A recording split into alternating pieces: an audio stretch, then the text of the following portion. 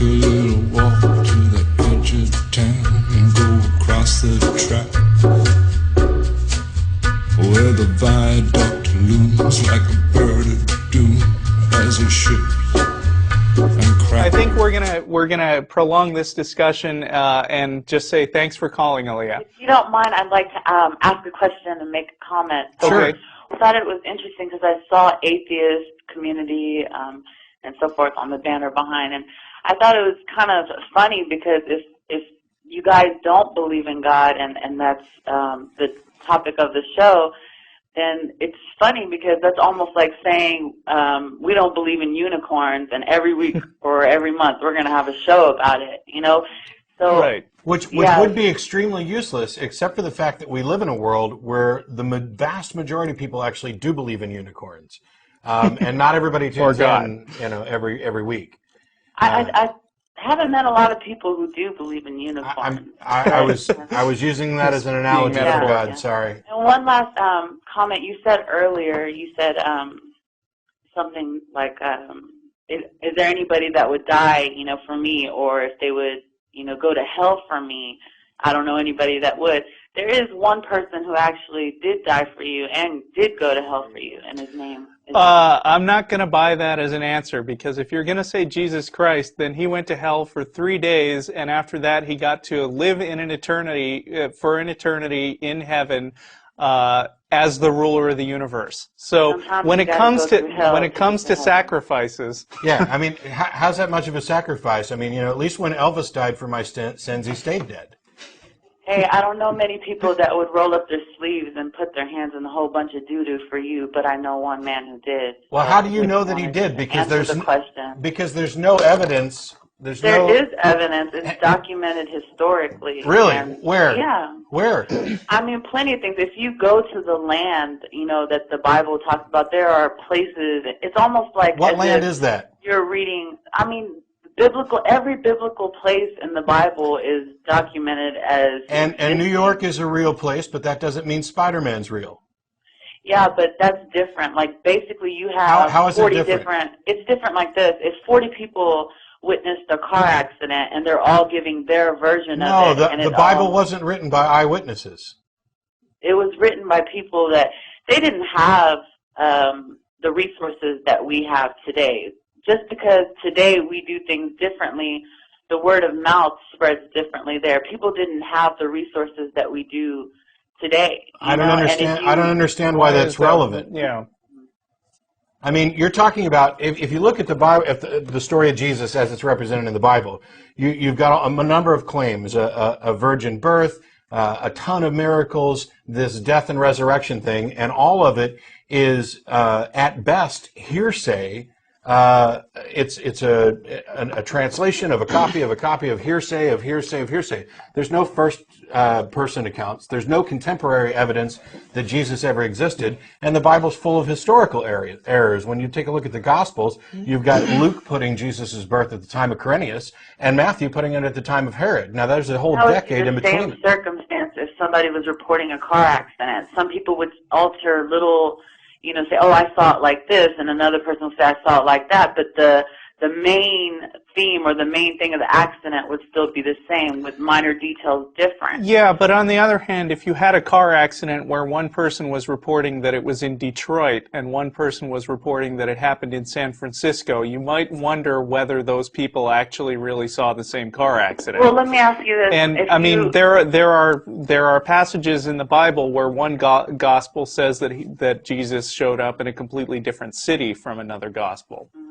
Well, the same thing would happen if you passed away and your friends were talking about your life and saying, oh, I remember when he was like this, and one friend would remember it a certain way, and yes, but none of my friends another certain way. But none of my I remember that night, but he might have some of the details.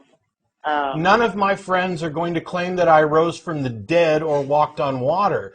Just because but they might remember things like you wrote a book and you did this and you did that. So what? So the things that you did do, they would recall and speak proudly of the things that you did. Hang on, I had to put you on hold because we have a problem with the mics where you can't hear over it. I'll bring you right back.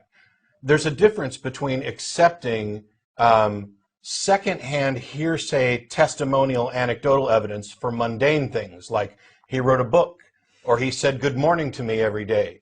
And then there's a difference between that and accepting this anecdotal testimonial evidence for he fed 5,000 people with a few loaves and fishes or rose again after being dead. Those situations are not equal. You have to have more evidence. Extraordinary claims require extraordinary evidence. And when we're talking about Jesus, outside of the Bible, which none of it is written by any eyewitnesses, there is no contemporary account that the guy even existed at all. And when you've got a situation where there's no confirming evidence, the Bible gets historical facts wrong, and it makes extraordinary claims, then there's insufficient justification to believe it. And in reality, you're only believing it because you want to believe it. Am I back? Yeah. Okay. Yeah. It's not so much that, like, how can I put into words what I want to say? You said something about how it's not historical, or that he might not have even existed. Right, and it's so strange to me how that could be possible. You know why? He didn't. What? You know why it's strange to you? Because you haven't bothered to research it. You came on early on saying that this was all historical stuff and it's verified and all you need to do is go to the land that the Bible talks about. Oh, absolutely. Do you see exactly where Jesus walked and the things that he did? No. You're not understanding. Those are claims you're making and none of them are true. You haven't bothered to research this. What you've done is you've accepted claims from the pulpit. People will tell you this is all historically verifiable, when in fact none of it is. Yes, you can go to the land where people say that he walked, but there's no evidence there that it actually happened, and there's certainly no evidence that somebody died and rose from the dead. Historically, there is in other documentations. No, there's not. I'm sorry. I mean, if all you're going to do is keep asserting that there is, and I'm going to keep telling you that there isn't, then we're going to get nowhere. And what I'd actually recommend you do is read a book on history, read some ideas from people who don't necessarily support your preconceived notions. Read some stuff by Robert M. Price on the historicity of Jesus. Hell, go to Wikipedia and look up the historicity of Jesus. Try and call me back in a week, email me, whatever. Provide any single contemporary account, contemporary with when Jesus was supposed to live, that mentions him at all or anything he did. You won't be able to find it, I guarantee you. All these Christian scholars and apologists have been looking for this for the last 2,000 years. They've been unable to find it. But if you do, I'll let you come in and sit next to me on the show and tell it to everybody. Because it just doesn't happen. It's not there. Now, I'm not saying the guy didn't exist. There may, in fact, have been somebody who existed named Jesus. May have been an itinerant rabbi, for all I know. But when you start making claims about this is all historically verifiable, and if you just go to the land and you just do the research, it's simply not true. You're spewing out misinformation that you've been fed in order to prop up a lie that you believe. You have to come with better evidence than, oh, yes, it is. It just doesn't work that way. Last week, there were some folks who called in because evidently I was being mean, because I'm wont to be mean on occasion.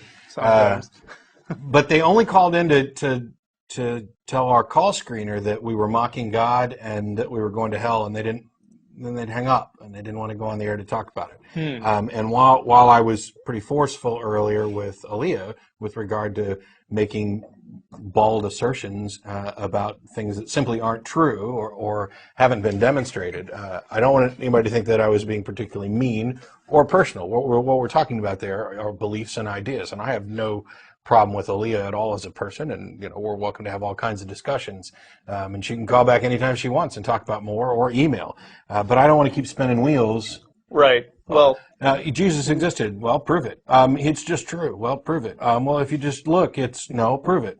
You get nowhere that way. Zombies. Where the fuck are all the zombies? That's the trouble with zombies. They're unreliable. I say if you're going to buy the angel bullshit, you might as well go for the zombie package as well.